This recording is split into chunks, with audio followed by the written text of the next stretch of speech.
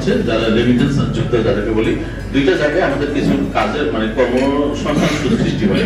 তো এইটা একদিকে আমাদের যেমন আশার বাণী, আবার একটা অশনির সংকেত আমি বলে মনে করি।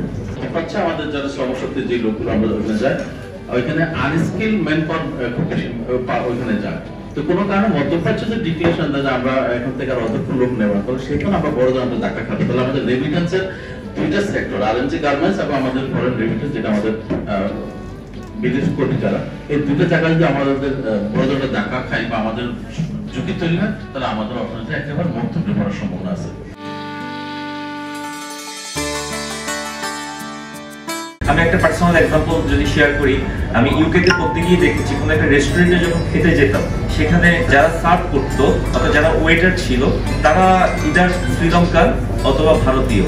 আর কখনো যদি কিচেনে একটু দেখার সুযোগ হইতো, ভিতরে কিচেনে যারা পরিষ্কার পরিচ্ছন্ন করছে, যারা কাজ করছে, তারা বাংলাদেশি।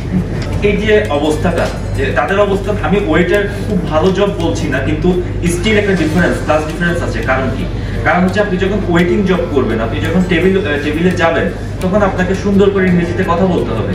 যে লোকটাকে আপনি সার্ভিস দিবেন, তাকে কি অর্ডার নিতে চায়, উনি কি খেতে চায়, তাকে জিজ্ঞেস করতে হবে, ভালো একটা বিহেভিয়ার করতে হবে।